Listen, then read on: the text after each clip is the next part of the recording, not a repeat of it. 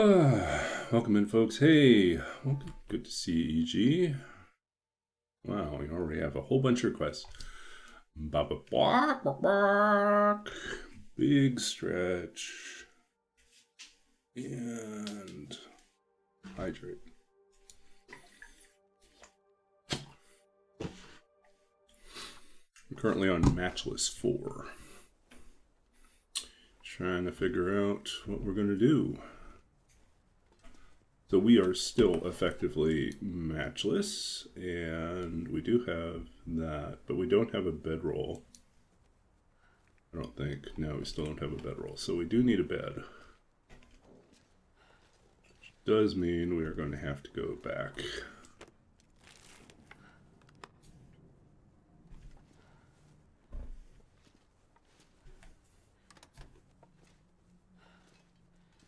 Find a bed to sleep in.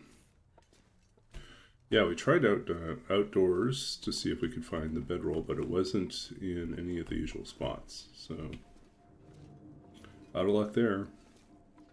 I'm not sure I can carry much. We can use. You missed the jingle at the beginning. Yeah. We can use a firestriker or maglens or flares. We can start fires with a lit torch, but we cannot use matches at all. We can't even carry matches. No temptation, no matches.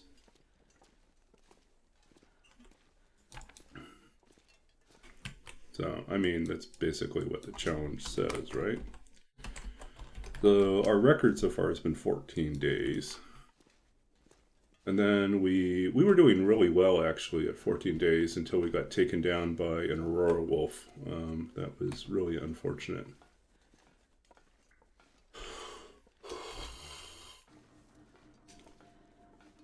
But we were at 14 days, and we still had no... oh, we missed this. Okay, no maglens.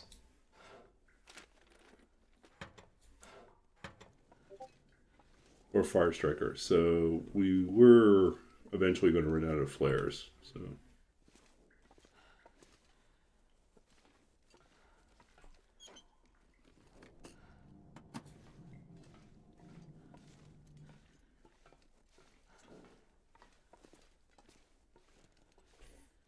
So yeah, our current problem is we are currently out of flares.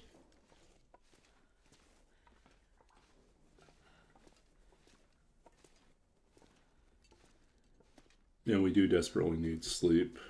Yeah, so we do have a problem, which is we don't have a place to sleep indoors here because we don't have bedroll. And we also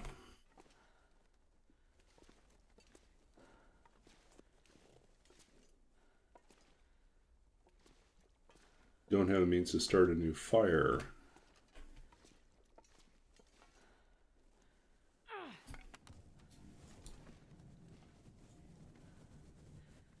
This is a problem.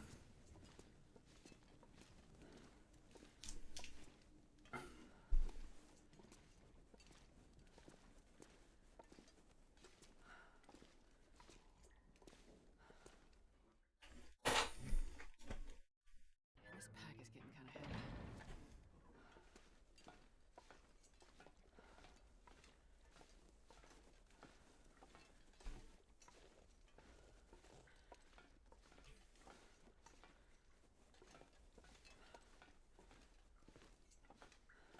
I don't know. I'm not certain if we're missing an obvious place for a bedroll to hide here.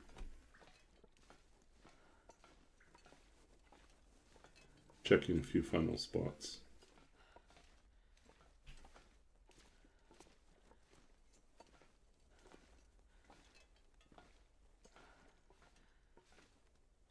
Yeah, HRV no workbench is a pain.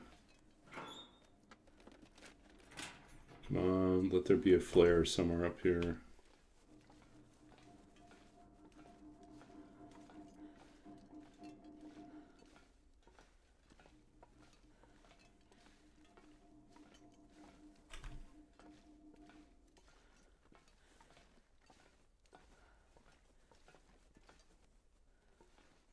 Oh, really? You have a solution for that? Flare! Okay, so this means we have bought ourselves another day.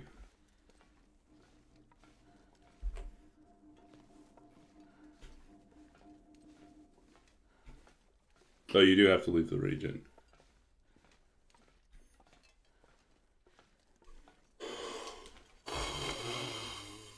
See if there's anything else up here.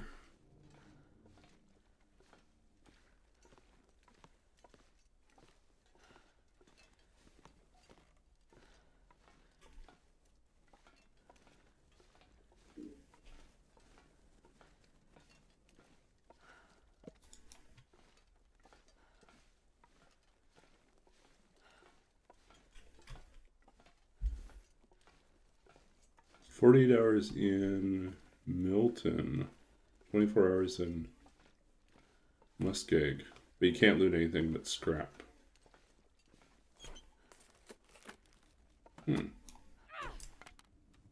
Interesting.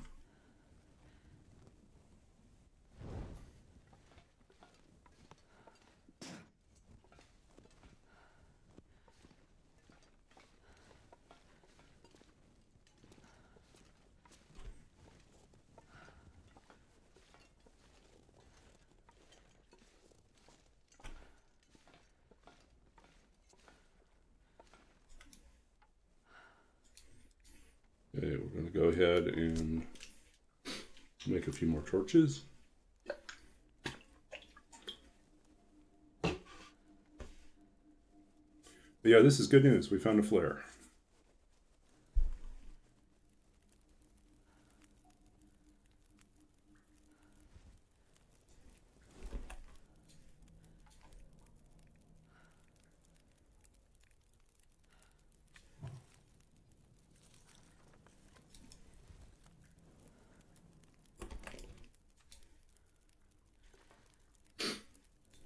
Okay, let's put some water on.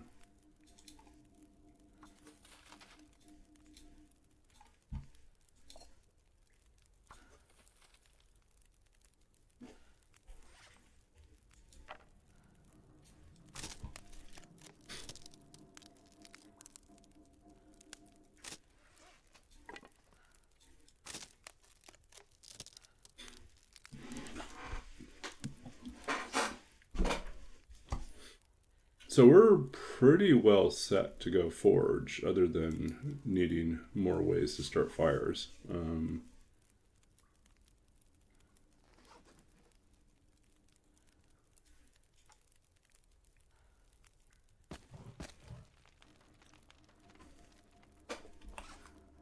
We still have these two. Okay, this is perfect.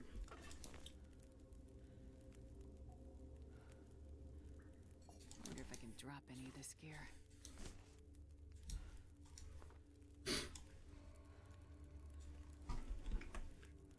So tomorrow night is Friday night, and it is the epic the epic final of my Friday night D&D campaign, which we're very excited about.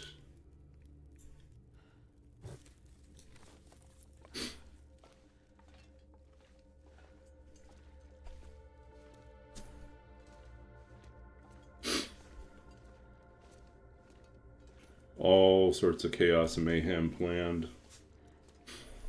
But I'll probably spend some extra time tomorrow planning out a few more things.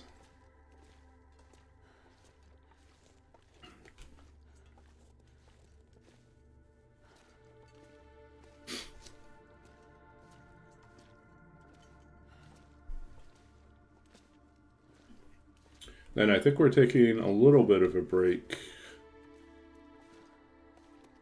I know there's interest in... Well, I know some people are going to be traveling, so probably can't start a new long campaign right away. And there's a couple people that have expressed interest in starting in the fall who are new. So, no, this is not good.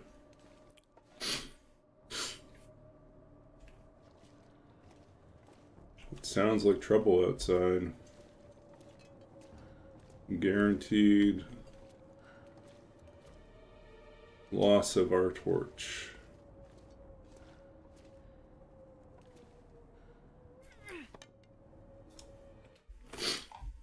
See how bad it is. I'm not sure I can carry much more. Yeah, it's pretty bad. Okay, so that's pretty much determined. We will lose our torch here.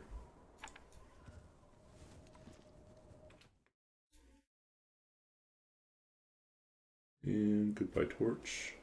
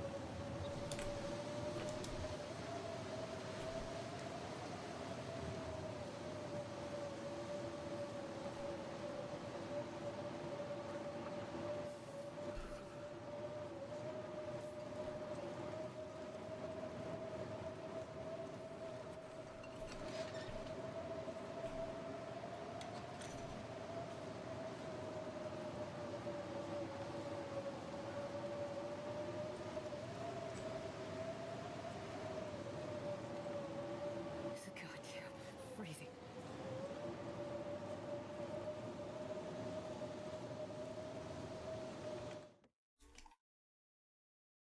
And this pack is getting kind of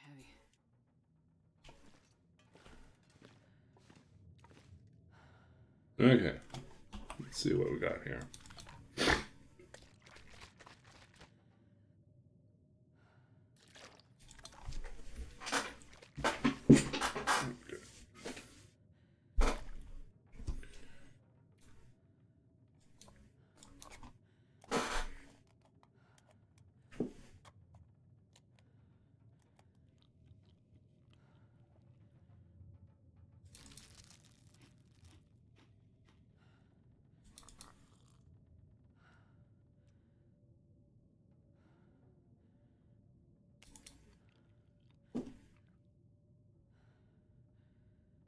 Okay, we're good.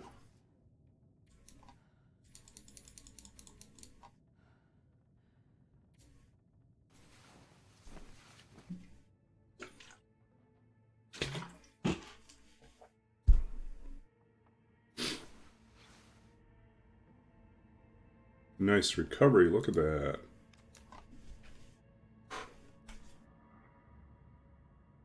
I need to find food.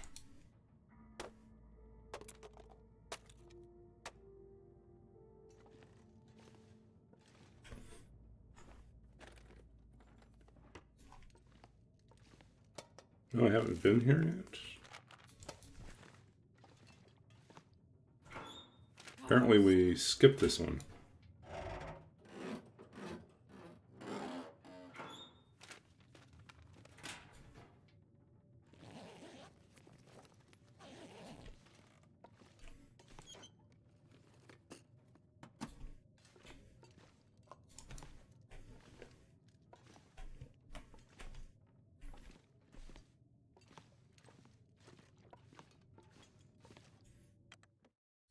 I wonder if I can drop any of this gear.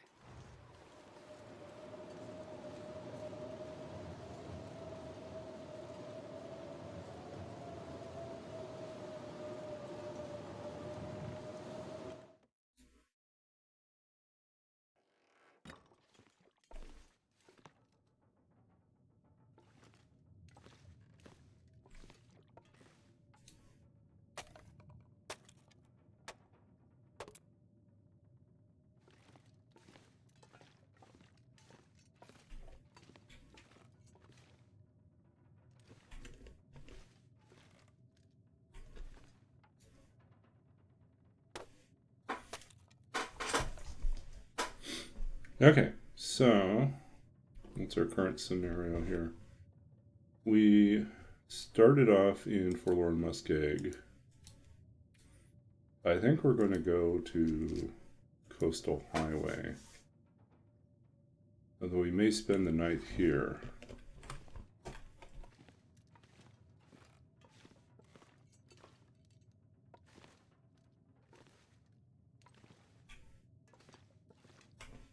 Let's see, how much cloth do we have?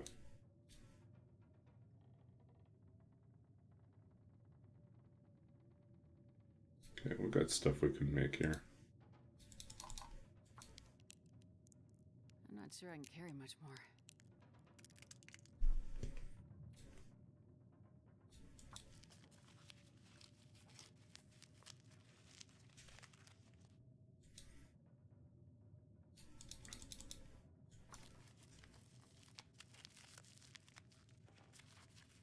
My stomach feels like an empty pit.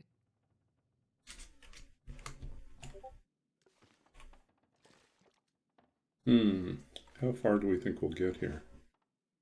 Do we go to Coastal Highway?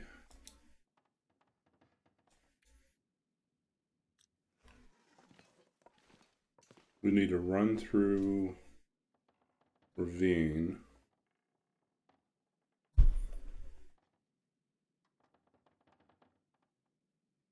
Run through Ravine, get to the other side, stay... I mean, it's fine, right? We could stay at the trailer. There's no threats in the ravine. Do we have... Oh, we got cloth. We have cloth here.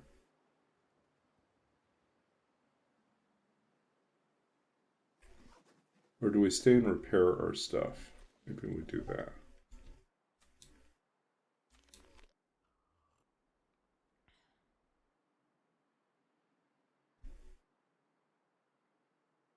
Man, this pack is getting kind of heavy.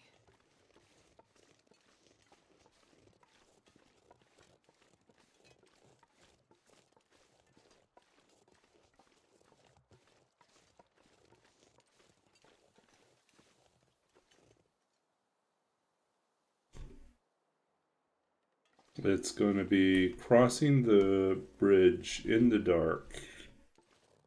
Not a good idea. We'll have to use a flare anyways. But if the weather changes, then it'll just be crossing the bridge in the dark, which is a bad idea.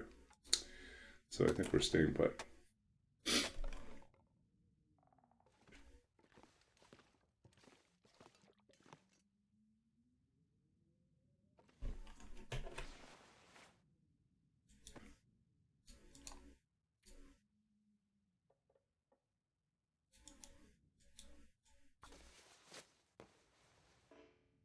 Nope.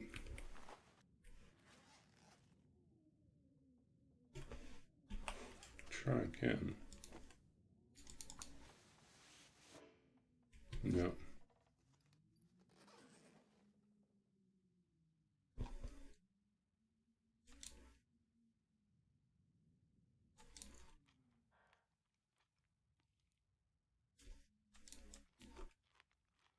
If we go in the daylight, we can harvest any deer carcasses. Might be a better idea.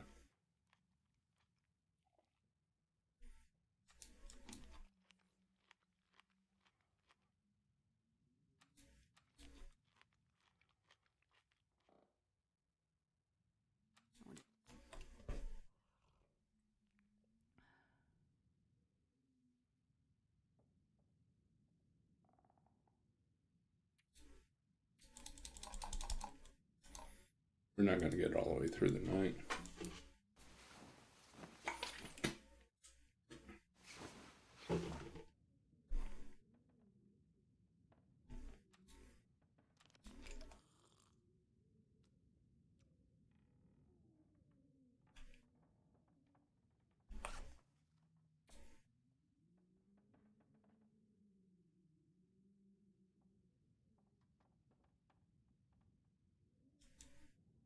I think we left our sapling somewhere.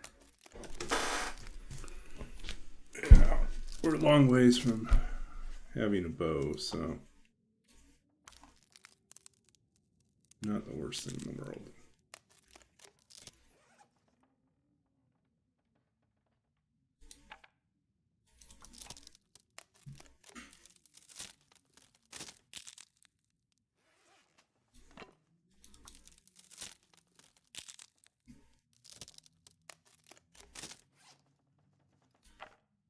So yeah, today was a pretty quiet day. I had a few meetings. I had a meeting with one team that I'm working with on a project, really to kind of talk about data sets and sort of the fixes that I'd made with the code to get the right kind of data set that they're looking for. Although we did uncover that there may be some problems with either Excel having fields overflow or some sort of error in a couple of the lines, a couple of the data points. So have to go through and see if we can figure out what's going on with that. And then I had a meeting with I'm doing a mentorship program where I mentor another writer. So I have been having a fairly regularly, usually once a week, meeting with them, and we had a great conversation about writing, about form, different strategies for why we choose the shape or the form of a poem for doing different things. Then we had another administrative meeting for something else.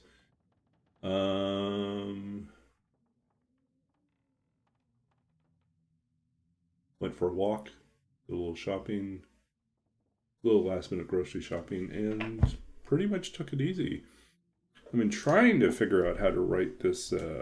I have to write a welcome letter for a class that I'm teaching, 10-day course I'm teaching at the end of the month, and I need to finalize that. And it gave me sort of an example of sort of the intro letter that's been used by other instructors. And I'm not 100% on board for it, so I have to figure out how to rewrite it so it feels like me.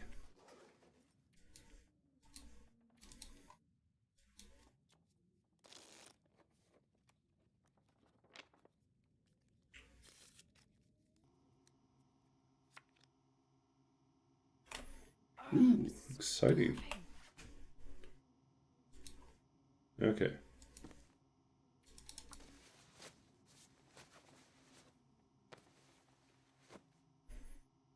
There we go.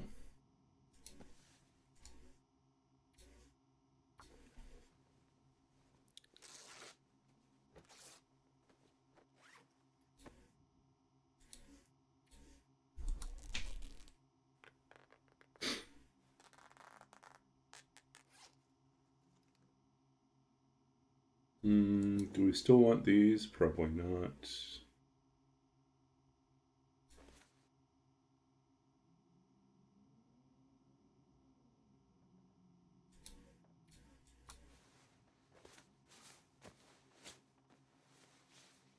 I need something to eat.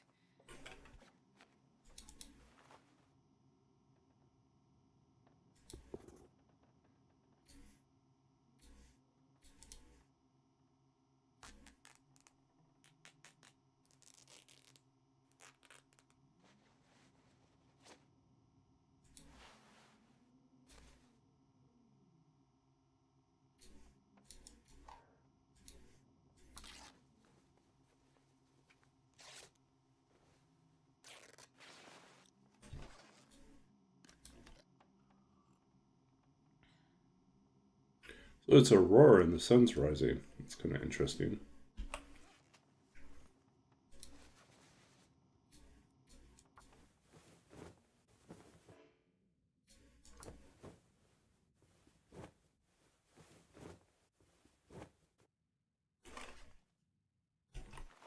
Okay, we're double digits. We're in plus 10.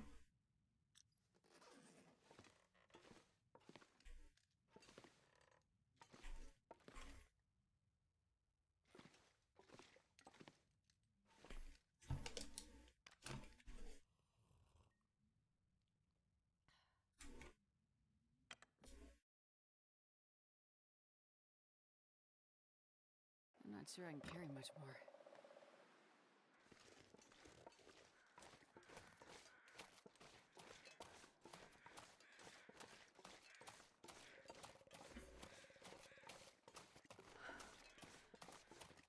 Okay, we're good.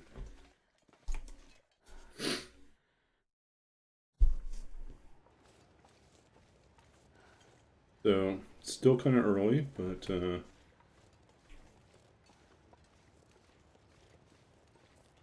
We can loot this place without having to use any matches.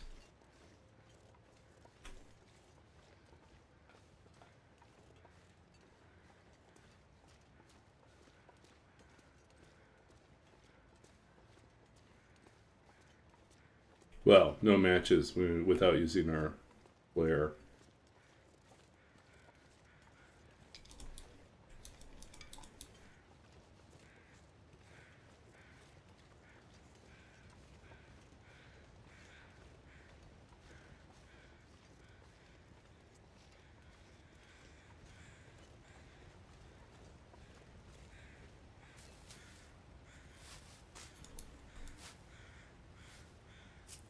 Okay, what we're really hoping for is another flare.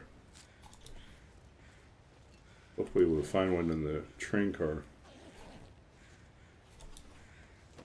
This pack is getting kind of heavy. I guess we'll do that.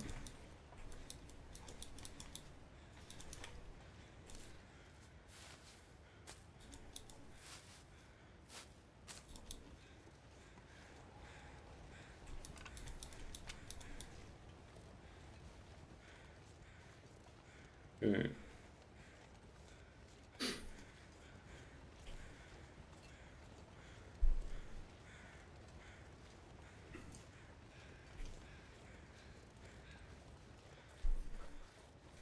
Well, there's no alarm to worry about since we never pick them up. We leave them behind.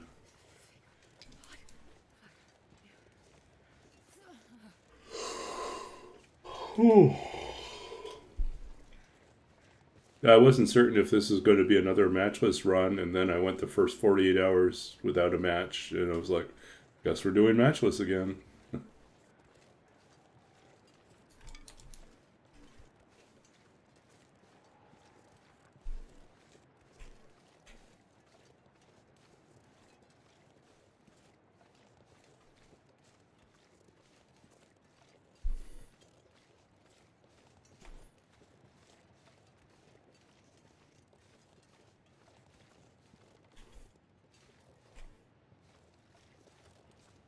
Cool.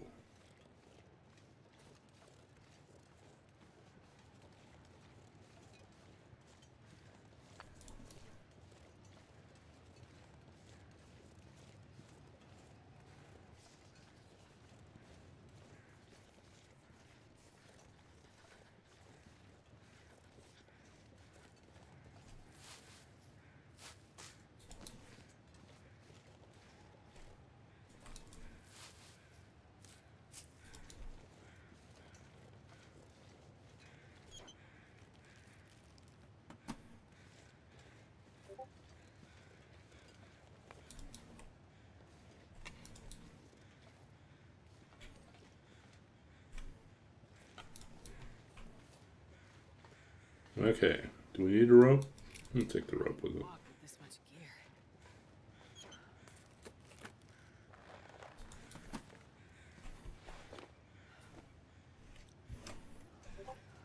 Okay.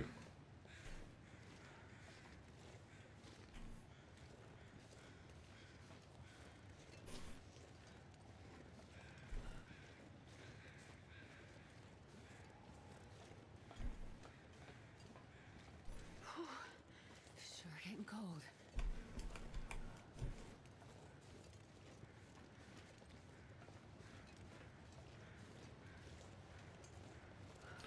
Add matches to AV's shopping wheel on Monday. You doing a new challenge?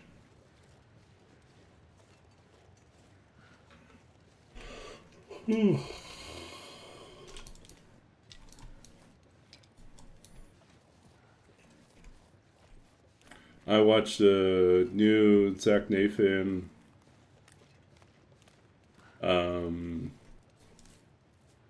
YouTube video called Nopeless Challenge or Nopeless Rescue. It's basically Hopeless Rescue, but it's based on something that Karu and Whistle came up with, which is basically to do the run with no inventory. So no clothing, no tools, no matches, nothing. You just have to grab the flare gun and make it to the destination. That's the only thing you're allowed to carry with you.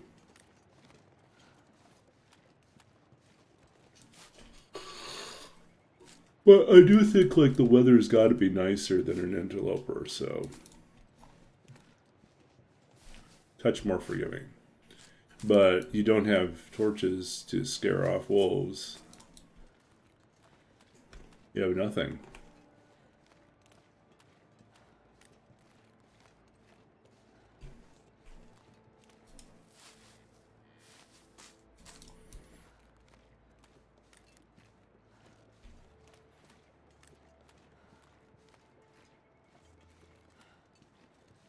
Bunnies.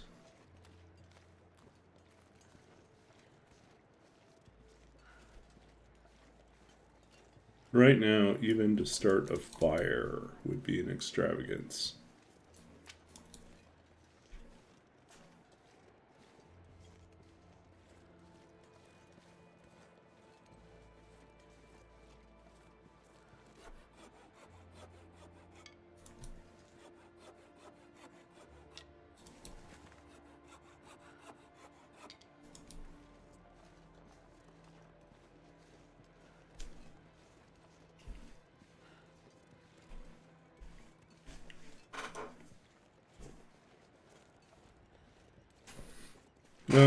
If he spins a wheel with items, whatever it lands on, no longer use. Oh no.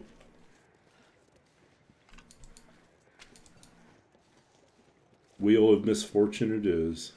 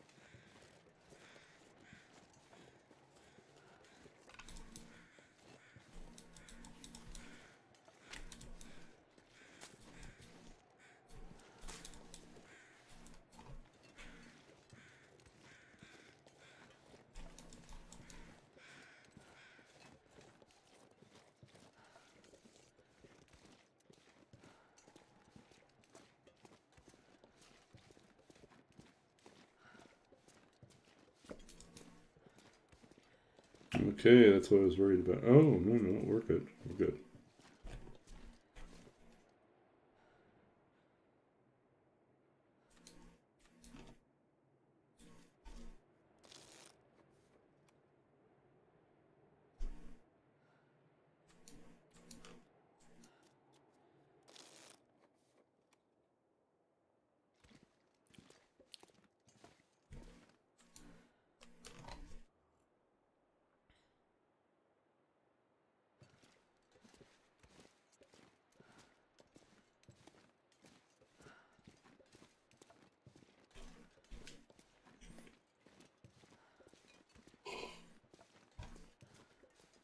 Hmm.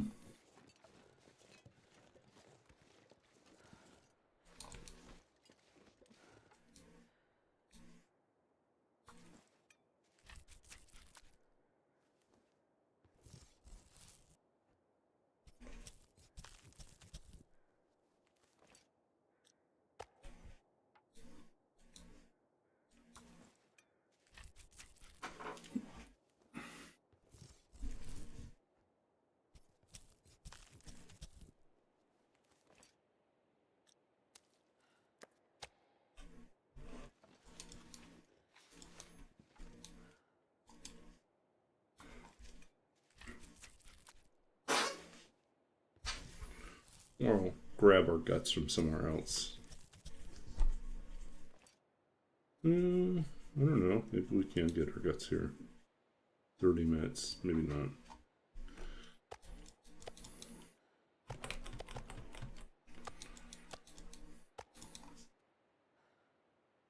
Oh, it says we're warm enough.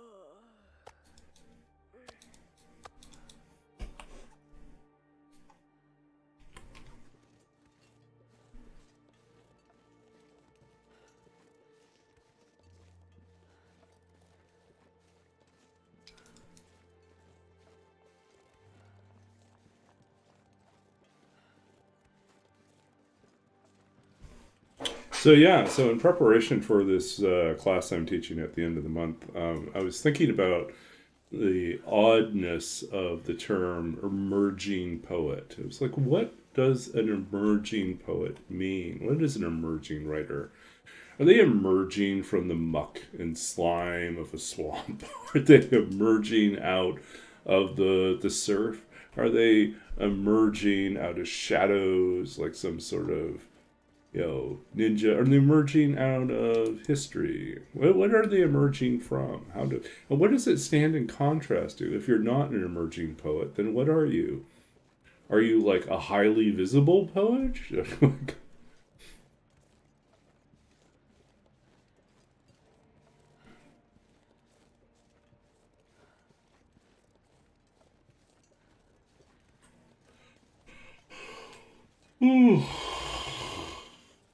Yeah, are you highly visible? Are you ascendant? Are you peak?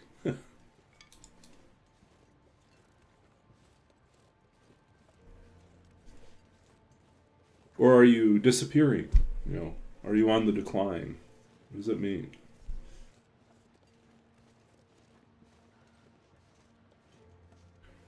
Typically we use it like the technical term emerging poet usually means someone who has been writing for a little bit of time, but hasn't necessarily been publishing that much or anything at all.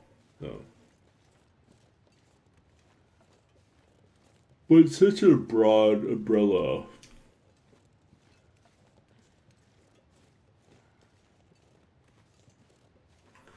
Emergency poet, yeah. In case of emergency, break glass. Use this poet.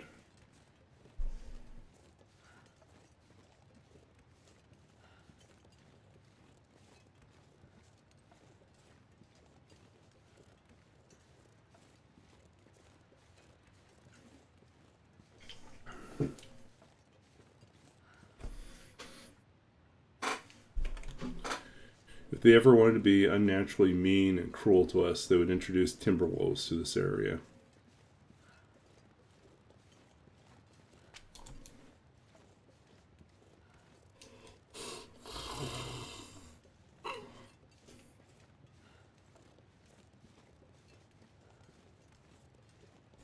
In case of crisis, use poet for kindling.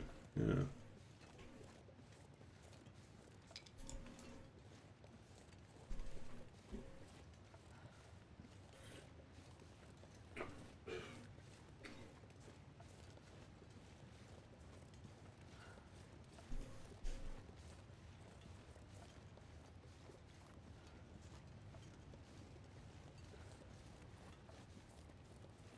Oh, wait a sec. We should install our rope here before we forget. So we might want to go down and check it out sometime.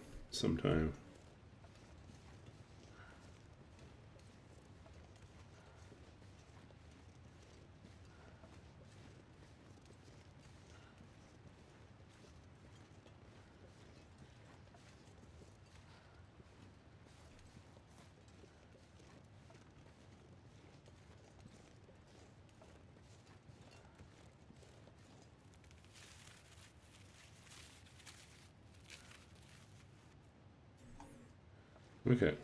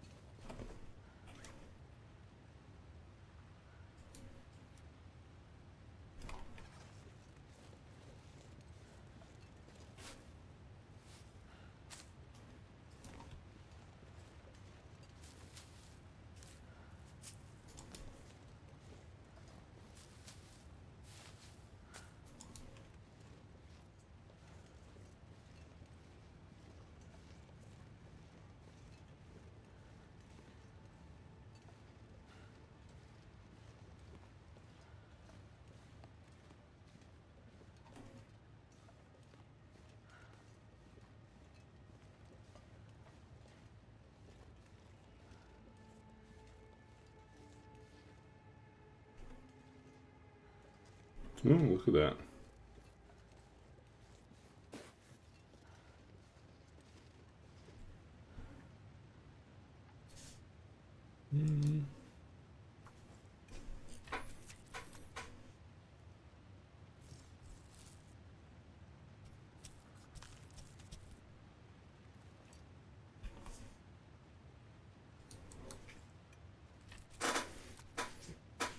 Hey, Rootbeard. Good to see you.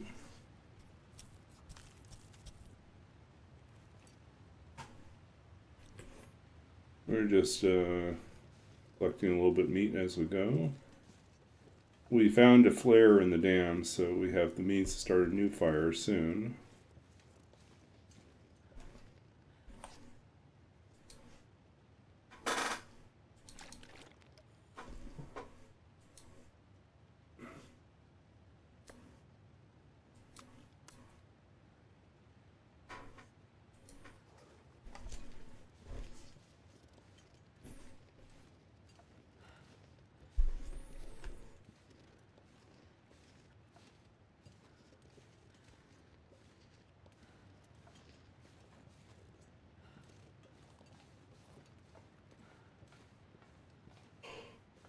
Ooh.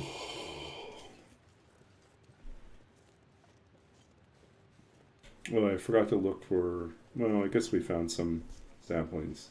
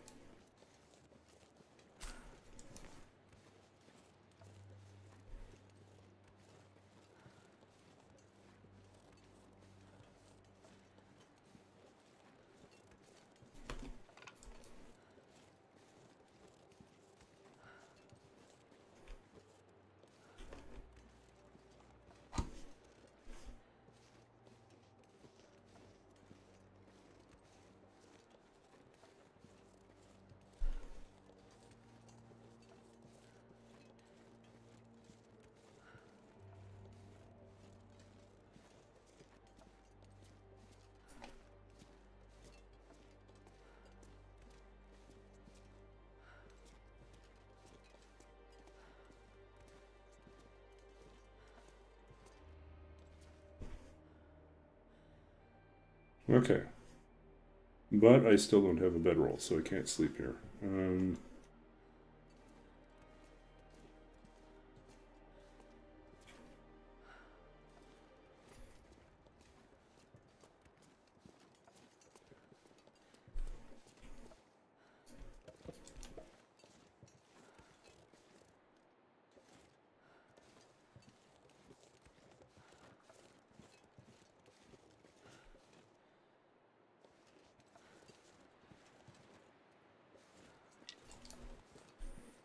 Starting to get sleepy.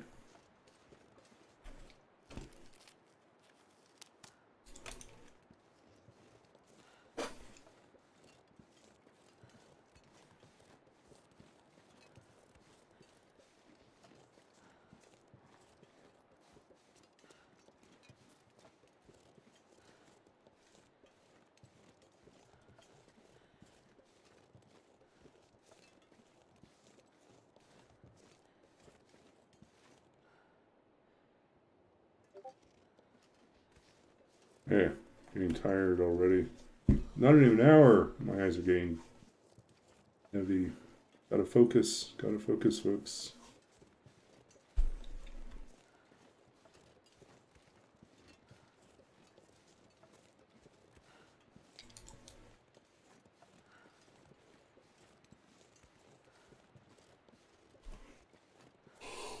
Ooh.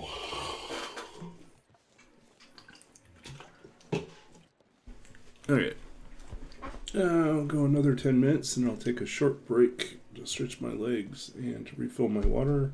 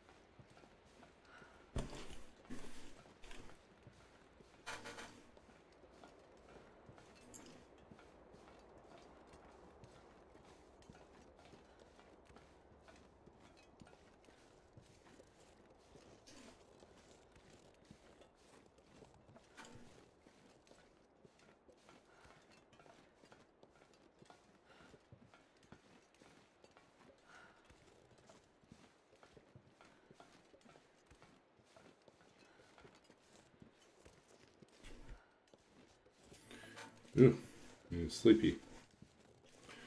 Yeah, we'll take a 5-minute break. Let myself stretch a little bit.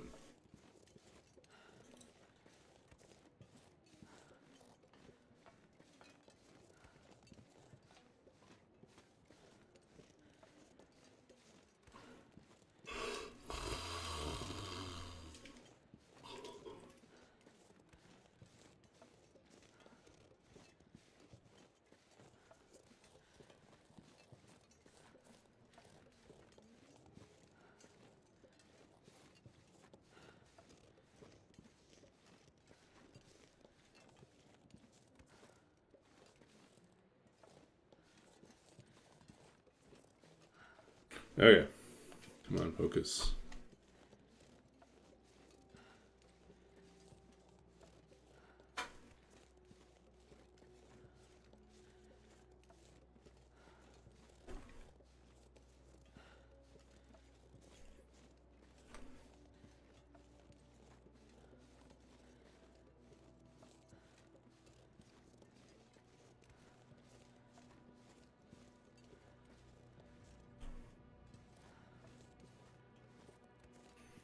Okay.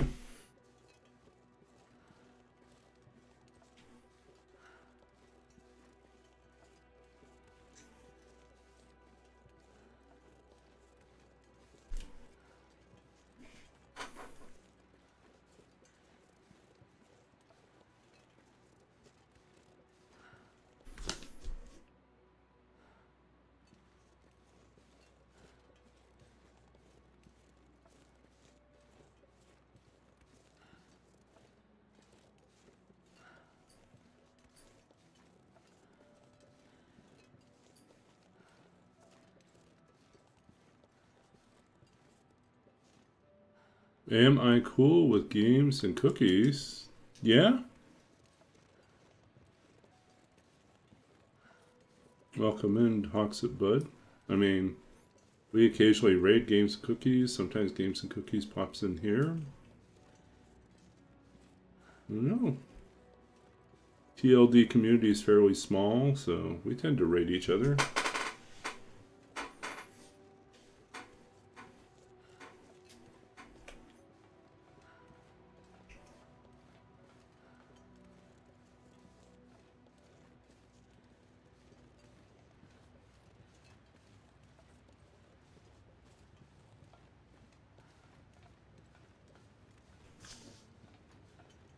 Okay. Big bridge, do not fall off.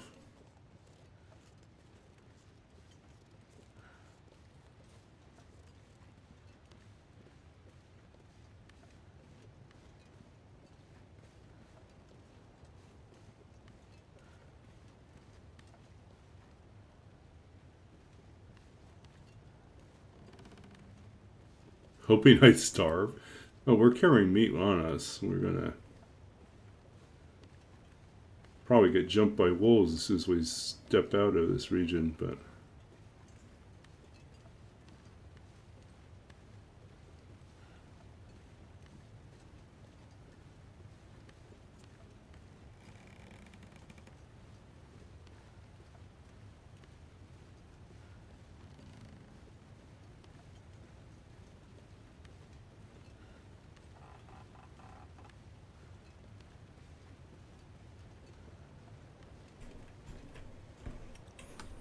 getting cold.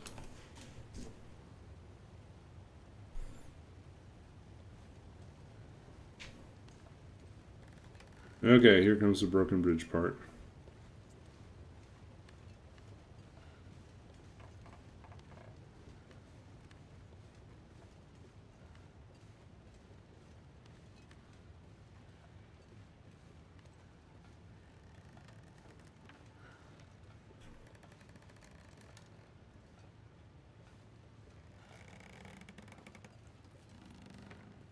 And we're over.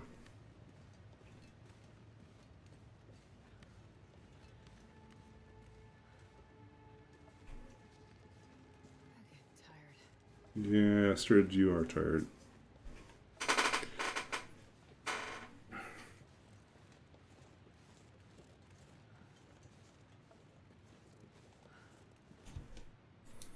We really don't want to use our flare, but might have to.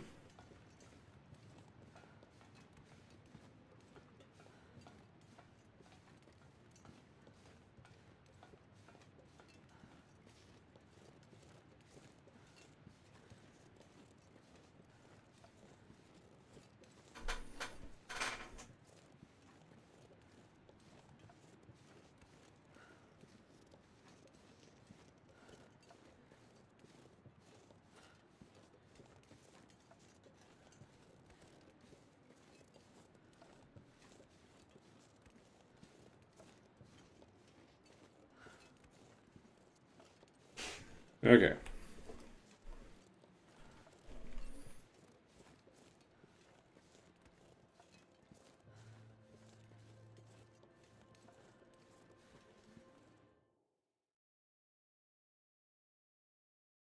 This pack is getting too heavy to carry. Okay.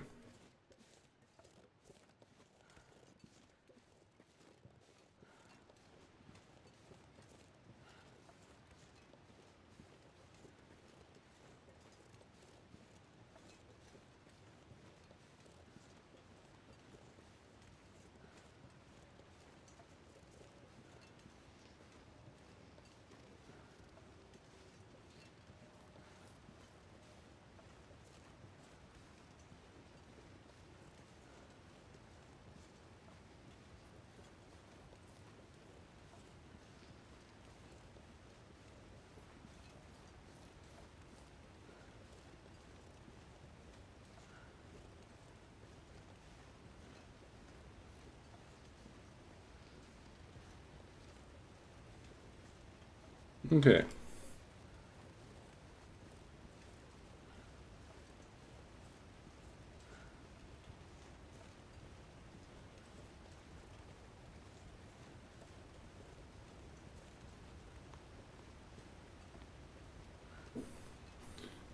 Okay, we're almost there. We'll spend the night indoors again.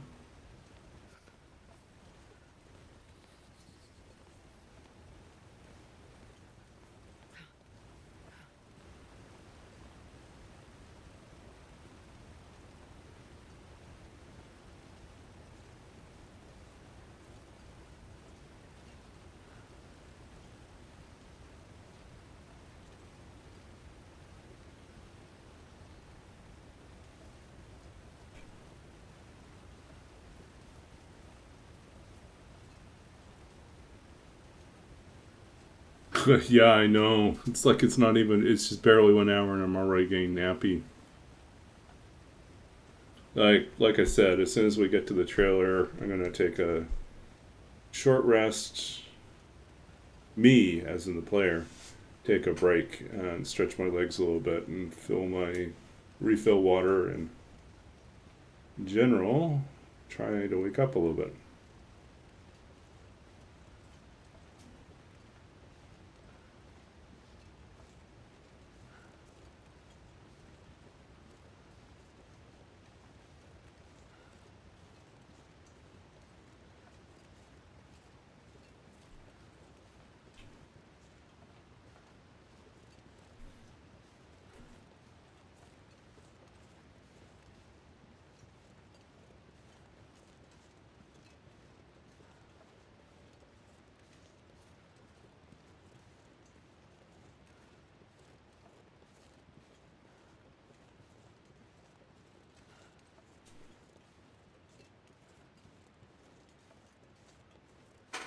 You have not slept since you woke up Wednesday morning.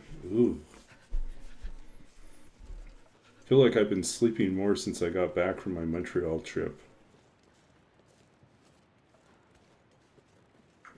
Partly it's because I've altered my morning routine slightly. I used to wake up early and then spend 30 minutes, like 20 minutes doing exercise, then another 10 minutes doing another type of exercise. And then I'd go take a shower. But now I am just focusing on sort of the lighter exercise routine, which is more about indoor walking type of things, and then spending more time the rest of the day walking outdoors. I'm not going to be able to carry this load for much longer.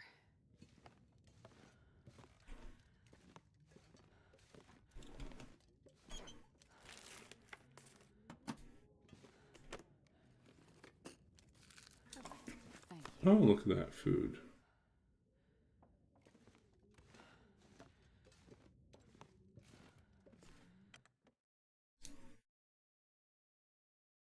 Let's leave the meat outside.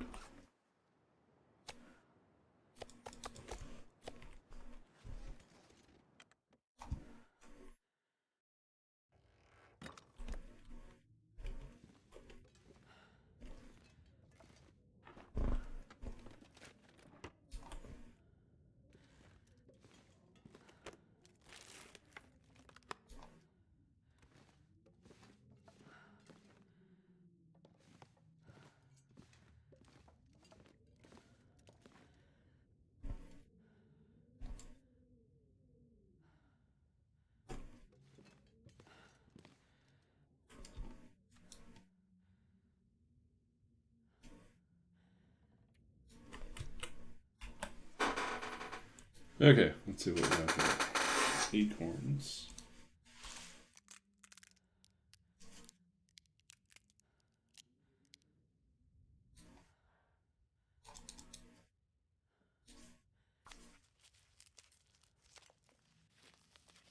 I can barely walk with this much gear.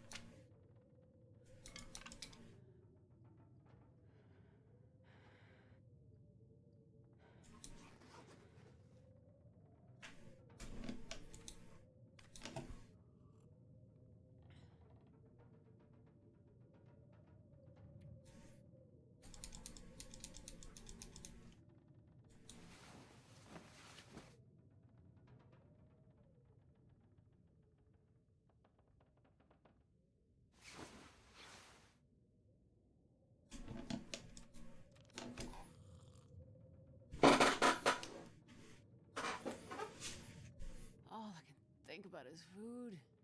We're at 4 hours. Okay, so we're gonna take a short break here. 4 hours, 4 days.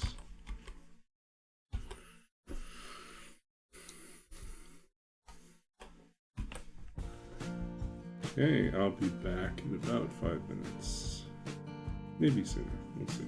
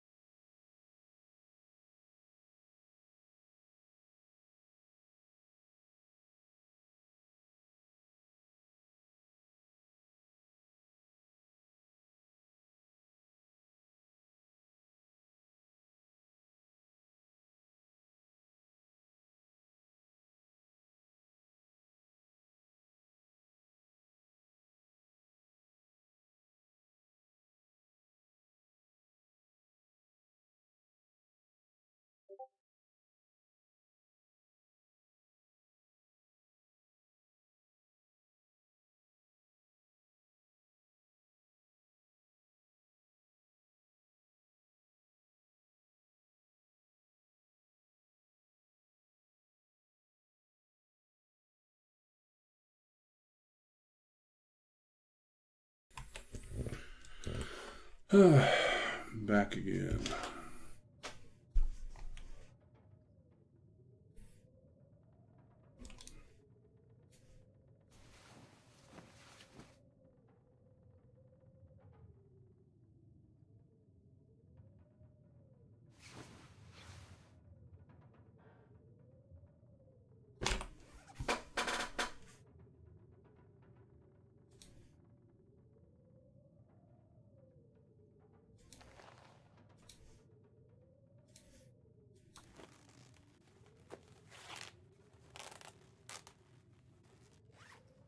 Yep.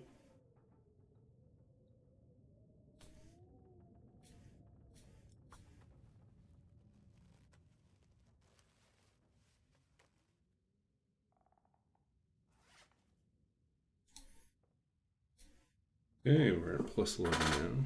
This is still wet though.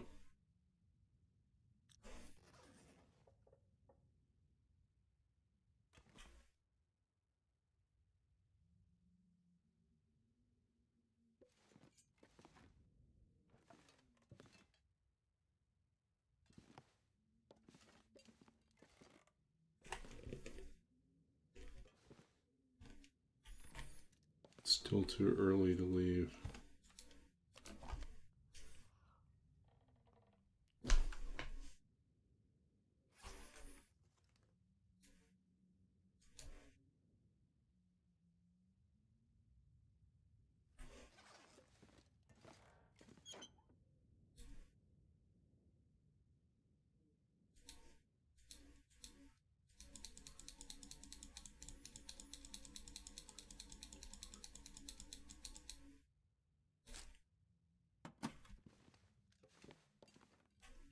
I could eat anything right now.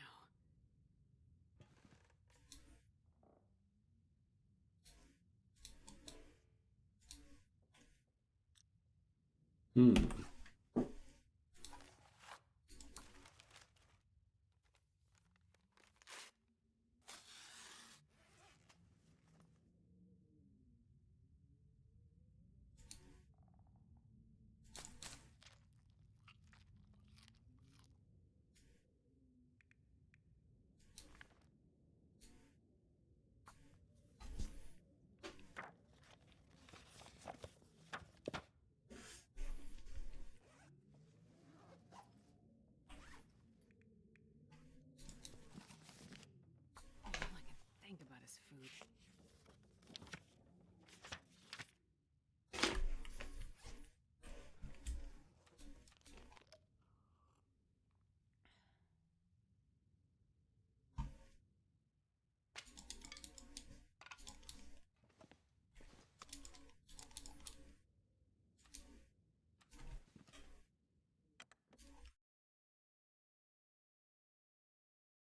I wonder if I can drop any of this gear.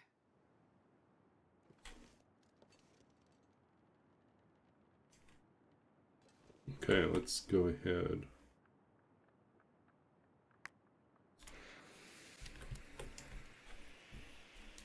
Build a fire here, cook up our meat.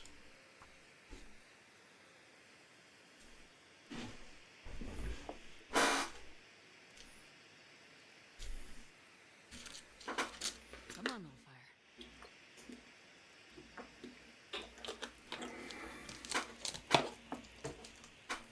Oh, yeah.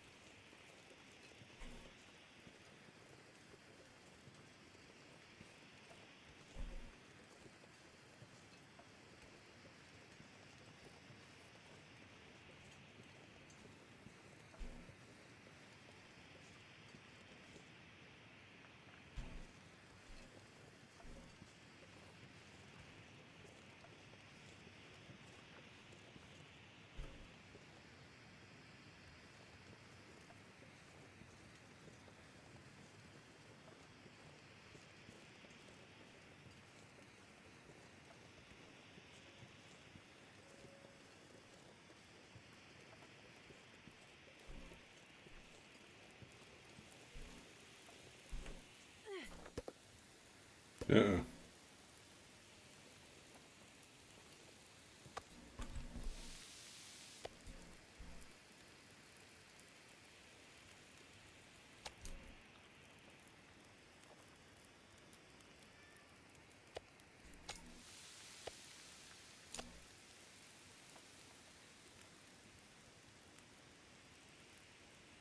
Uh-oh. Wind's changing. It's not good.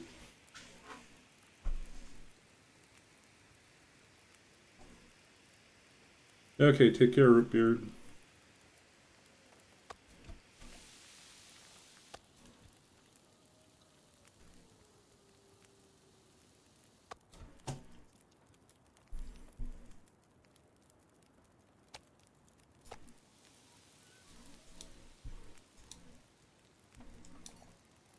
Uh-oh.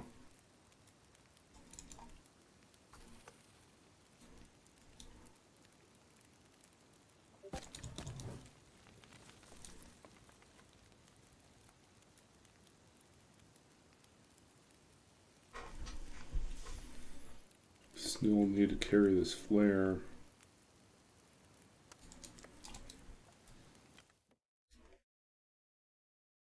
I'm not sure I can carry much more.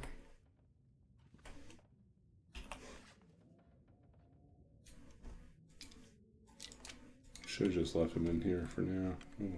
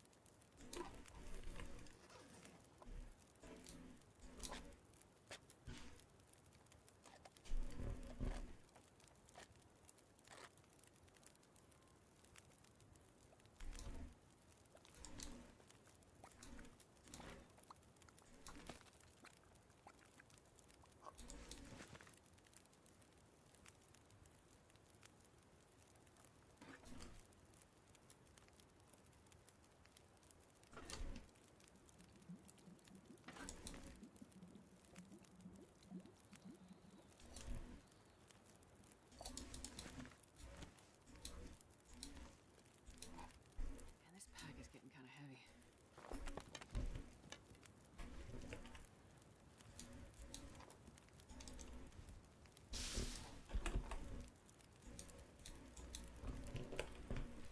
Okay, I'm gonna leave this burning while we go.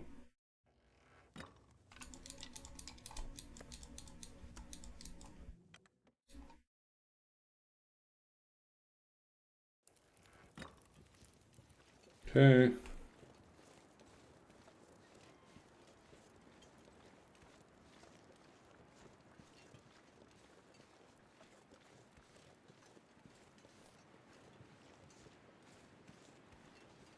Well, we could go down Bear Creek, but I think it's a little late for that, and if the wind changes, then we'll have a long trek before we find shelter.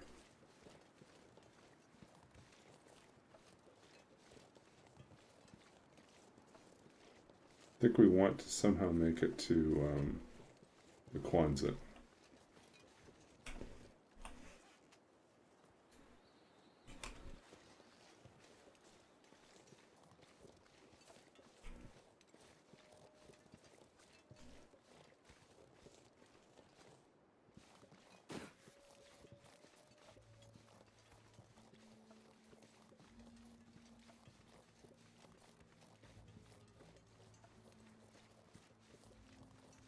I wonder if I can drop any of this gear.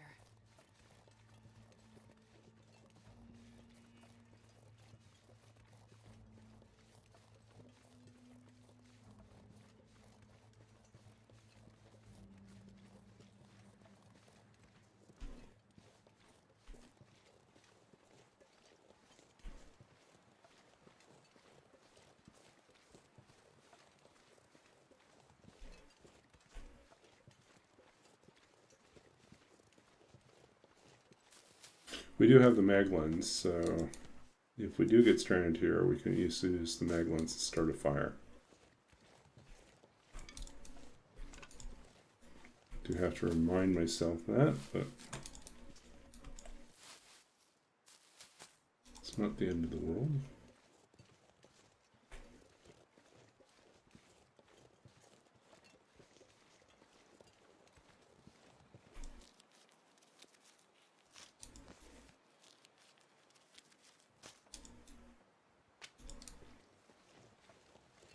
Another primer.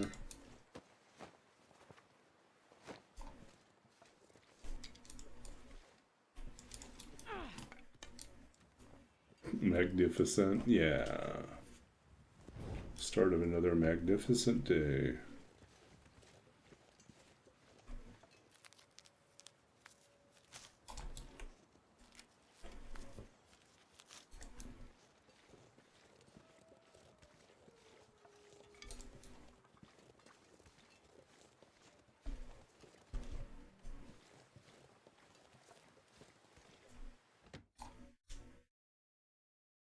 I'm not sure I can carry much more.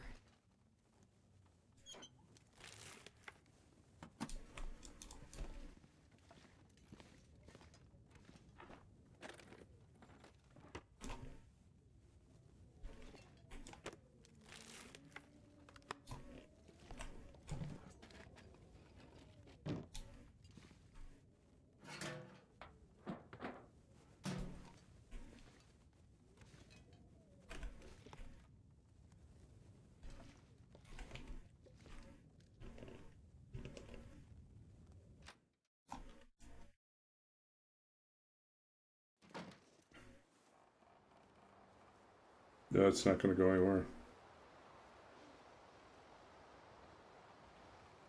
Yeah, we're out of luck.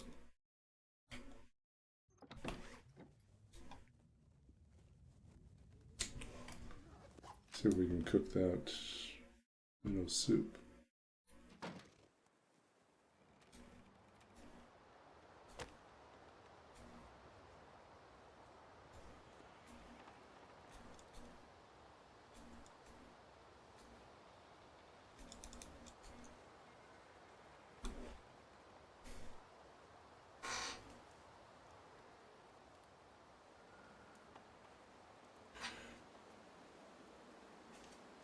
Come on, little fire. Come on.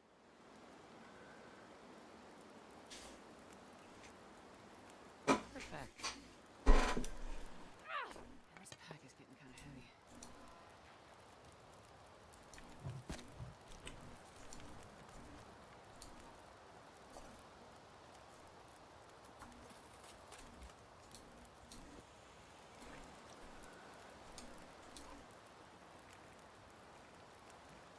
Yeah, we're still not good enough for making...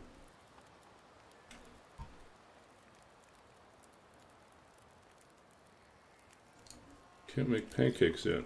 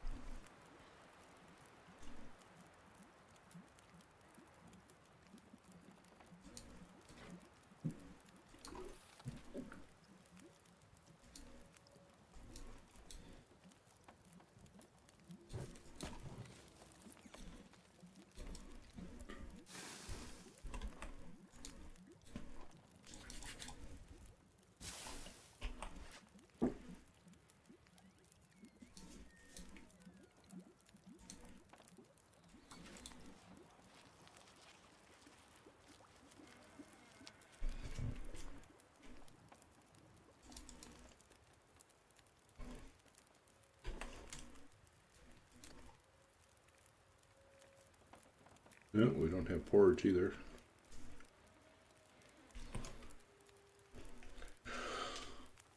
Ooh.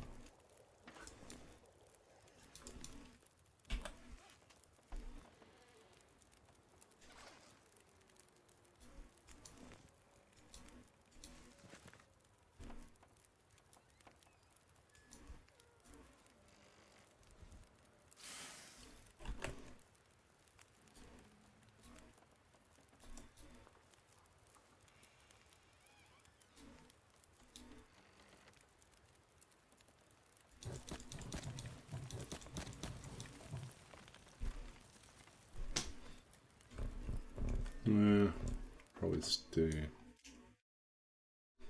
if I can drop any of this gear. Yeah, we should have left it here. No. Sure. Oops.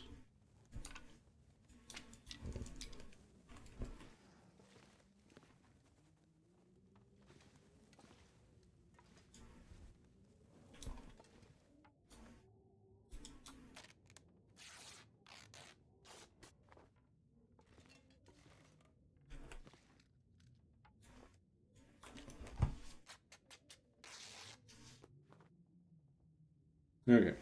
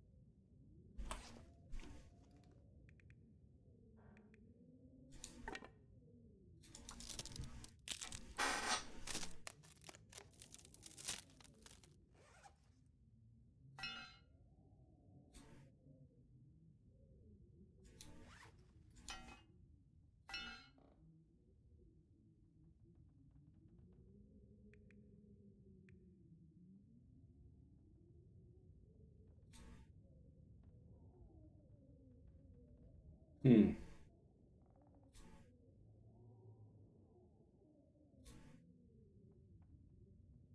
Can you eat trees? Because I'm gonna eat a tree.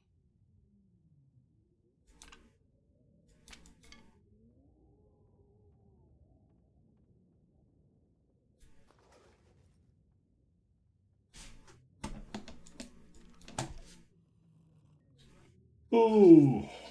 Hmm.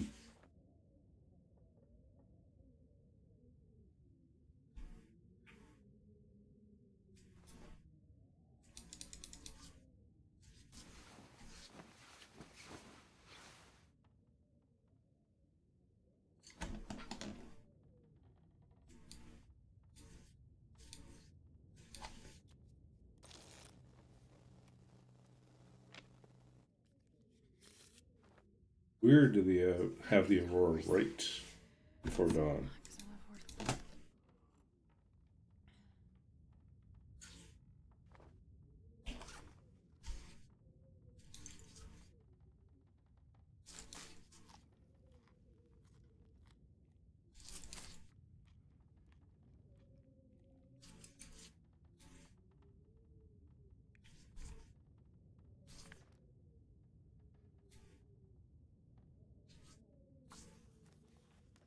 Okay. I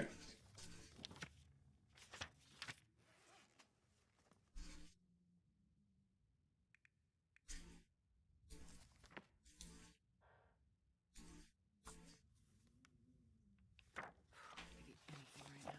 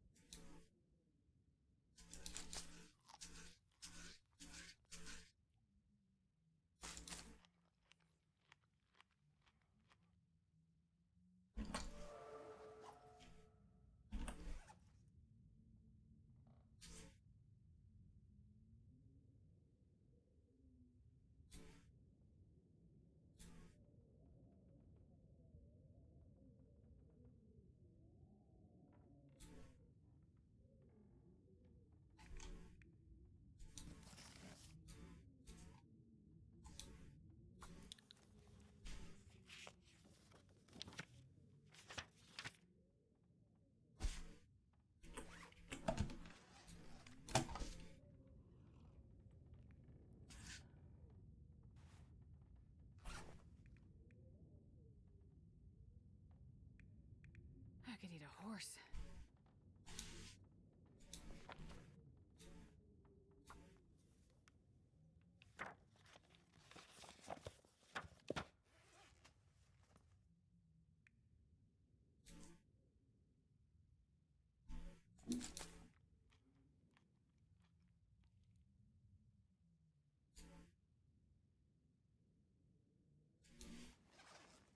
Hmm.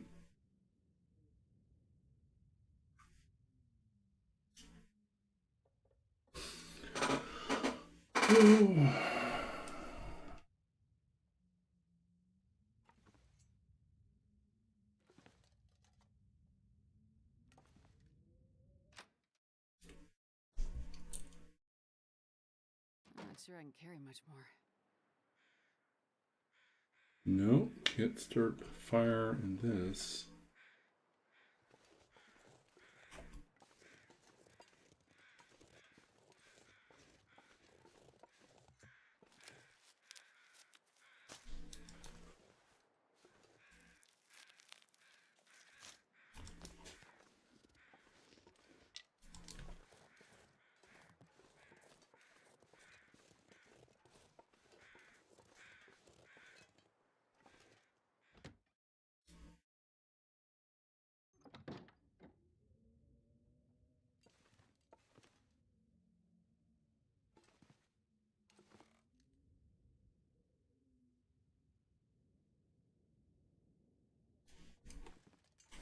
Okay, I think I'm just too tired to really push on at this point, so I think we'll probably wrap up a little bit early tonight.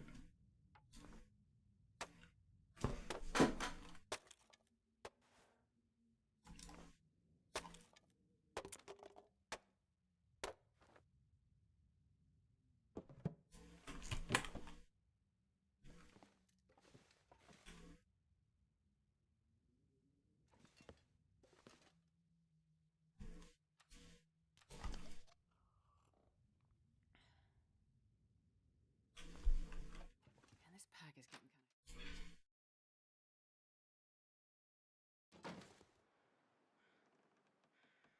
Hmm.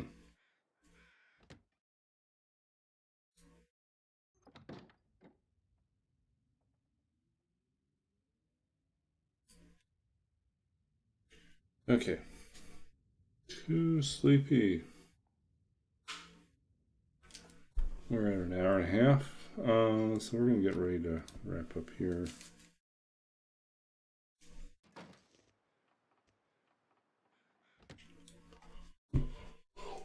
Ooh. Okay, we're officially on day 5. So we made a lot of progress today.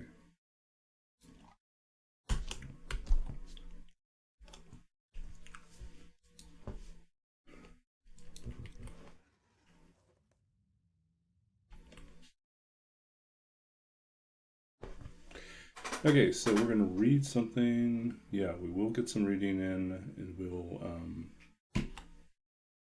also figure out who we can raid. So, poem by someone else, once again.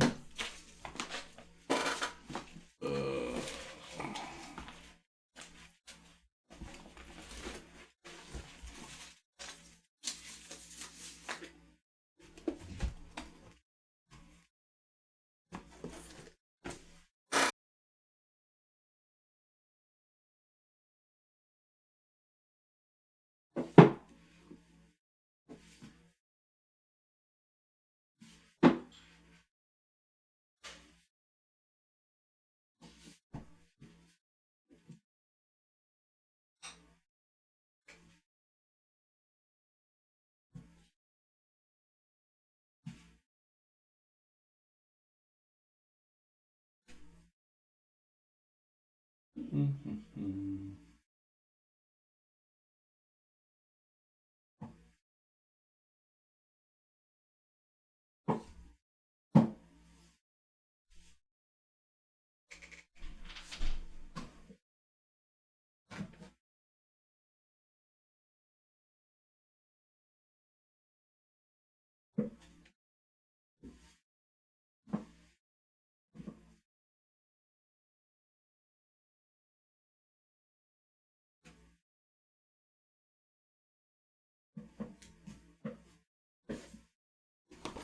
Okay, we looked around a little bit, tried to find something that works. I think we'll read something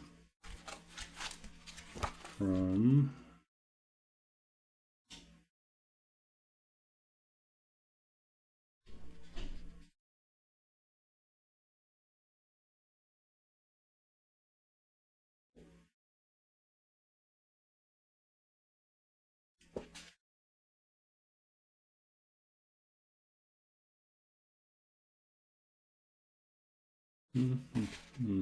this is from poet Chun Chun.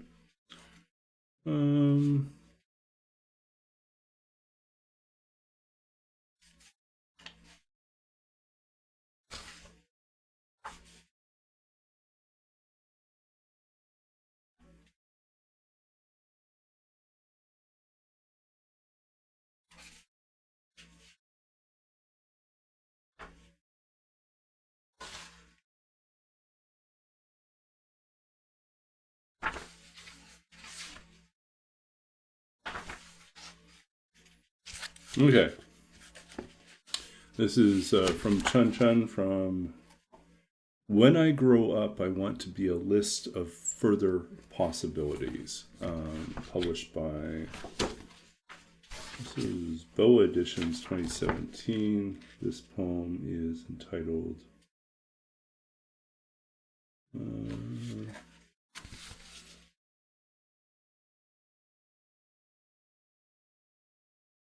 I think we'll read this one. In the City, for Monica Sock, who's actually another poet I know. Okay. And the city here is New York.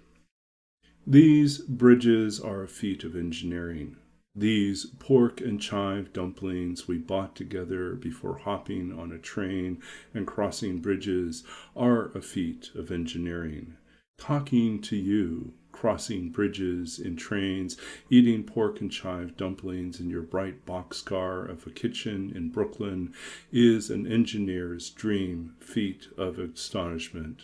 Tonight, I cannot believe the skyline, because the skyline believes in me, forgives me my drooling astonishment over it, and over the fact that this happens, this night, every night, its belief glittering, mad, and megawatt like the dreams of parents. By the way, is this soy sauce reduced sodium? Do you know? Do we care?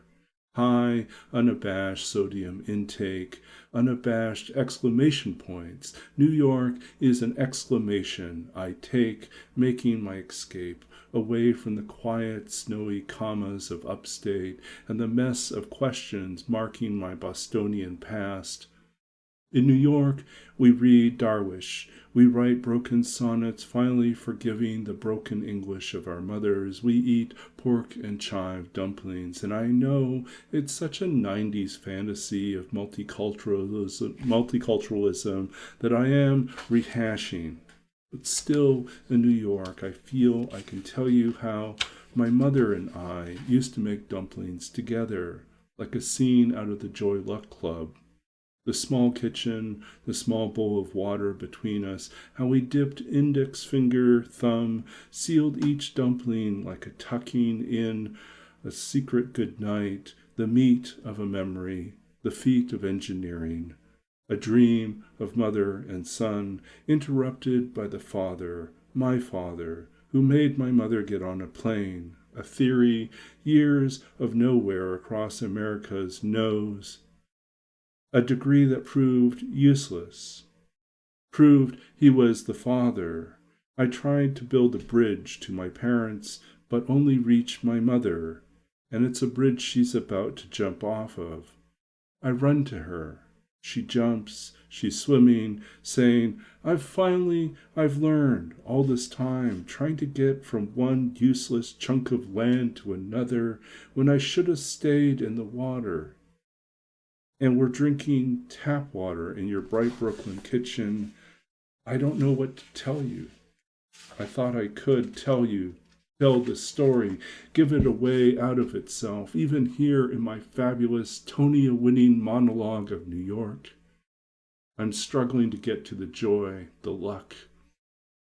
I tell you my mother still boils the water, though she doesn't have to anymore. Her special kettle boils it in no time. It is a feat of engineering. She could boil my father in it, and he'd come out a better person in beautiful shoes. She could boil the Atlantic, the Pacific, every idyllic American pond with its swans. She would. There we go. Hey, I have a soft spot about poems about dumplings, okay? And my mother and I did spend a lot of time together, making dumplings, folding pot stickers. And it is kind of a tradition. It is kind of a family thing. Even if you've lost most of your language, you still have like some family cultural traditions around food. I was just talking to the person I was mentoring earlier today about like how food does become something of an ambassador, a residual memory, something that holds us or makes us part of a past, part of a culture, part of a community, even when we've lost all the other keys that get us into that space. You eat something and you're reminded of where you first tasted it or the first person who made it. Okay, so we're going to read a poem of my own. And then we're going to wrap up and read someone. Gift. Okay, so this comes from my first book of poetry, The Lost Country of Sight, winner of the Philip Levine Prize, published in 2008. And Gift is kind of a winter poem, honestly, but should we read that one? Should we read something more summery?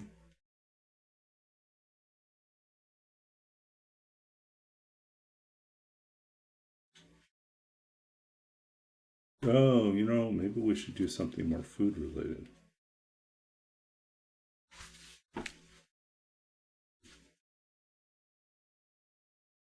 Okay, we'll read the other food related poem. This is actually Ghost Passport, same book, different poem.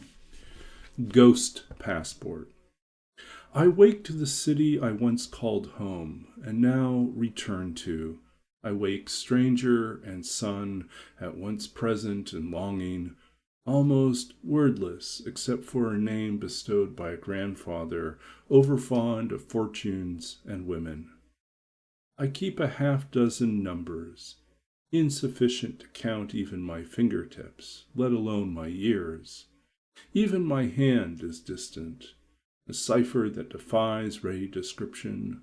My body, an unknown quantity, a strange transcription of limbs, until at last I'm merely a ghost among the living, wandering deep in the endless rising gray of buildings new and empty, vacant, lost among the streets that fold into each other like creases in the skin where arms bend, where the mouth opens wide to take in food, the only ambassador I recall. Um, so yeah, when I was 19, I had the opportunity to return to Taiwan and spend 2 years there as a missionary. So basically, I spent all day long speaking Chinese and talking to different people. And it was a deeply humbling experience to return to some place where I'd lived as a child, having forgotten the language and was in the process of relearning it.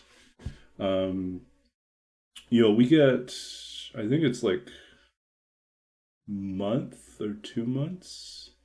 I think it's a month, really. A month of training, and then they send us there. And so we have a month of language training, maybe a month and a half, and then we're sent. And then the rest of the time we're just learning, well immersed in the culture, which honestly is the best way to learn. And I remember I went there, and the poem kind of talks about this. I wake stranger and son. At once I feel completely out of place, not certain where I am and what I'm doing. And then at the same time, I would be walking through spaces and I'd have these moments of deja vu because I'd been there either when I was 3.5, 4 years old, and I'd remember it for a moment. It's like, I've been down this street or I've crossed this bridge before. Or it had happened when I was 14 and we had spent a summer in Taiwan. And I had been to a lot of places as well. But back when I was 14, I had no language to associate with. And so I didn't know how to name anything. So the poem really is talking about like this loss of language and communication. I keep a half dozen numbers, right? So, and that was actually one of the big struggles in relearning the language, was the few things that I had remembered incorrectly. Like I had the wrong tones. And so like it was its own hurdle to overcome, sort of this lazy version of the language I'd retained and try to correct some of those mistakes. But I did remember that whenever I ate something, it just brought back so much comfort, so much familiarity. And I would say like, yeah, this part I know. This food is sort of my way back in. So yeah, so I do think food is really important in a lot of families and a lot of cultures. In most Asian cultures, it plays a big role. In Polynesian culture, it plays a big role. I think like in certain European cultures, food plays a big role. But Americans, uh, yeah, Americans are weird. They have a weird relationship with food. Canadians, to some degree, but I think Americans have a weird relationship with food. Some of it, I think, is because there's like this culture of excess and overabundance. And then, so like everything is big and everything's like a huge production.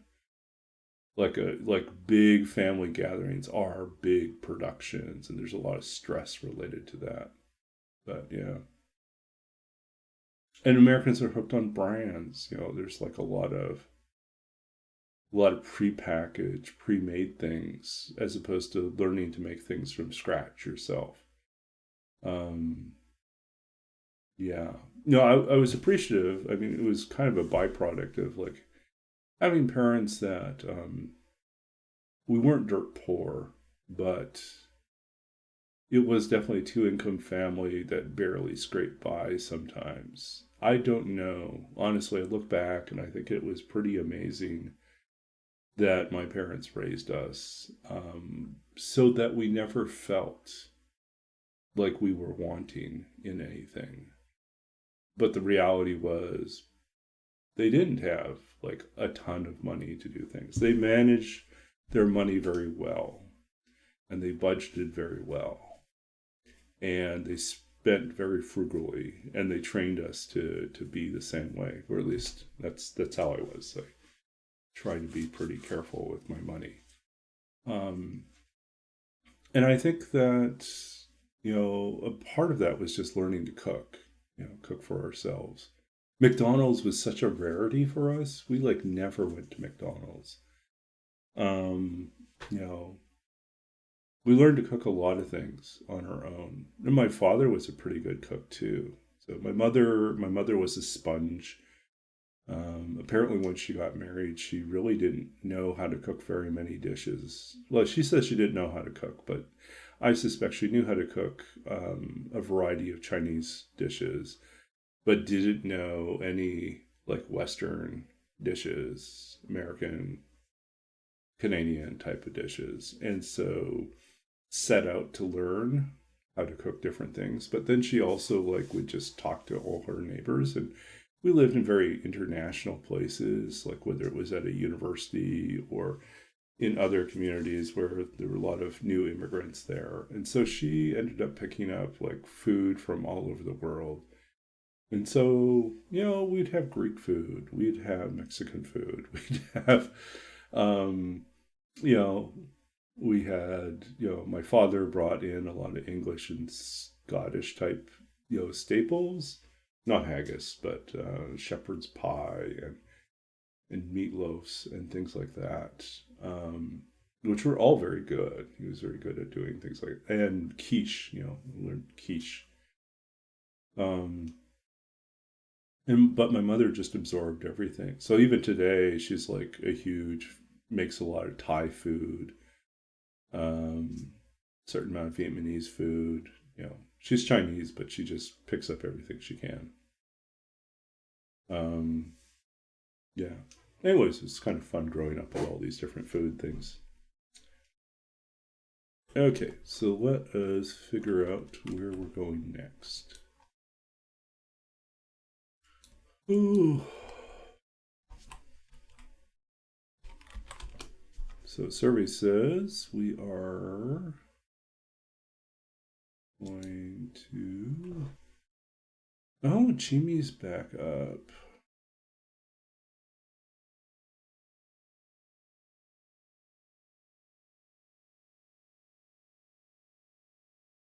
Okay, let's do Chimi.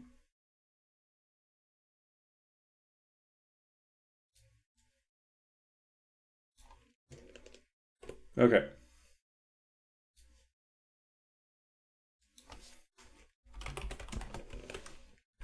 Okay, we're going to hop over, visit another streamer named Chimi. Chimi has a big crowd on right now, 27 people, but I think it's good to support people, and we're going to do that. Let's see where they're at right now. They're still playing, so it's a good time to go raid. Thank you all for hanging out with me tonight. If you do like what you've heard, please do, I don't know, subscribe to the channel or just follow us. That's great. If you like the poetry, want to hear more, read more, you can find out more on the website. Otherwise, we're going to head over, and I will see you all Saturday night, I think, is probably the next time I'm free. See you all then.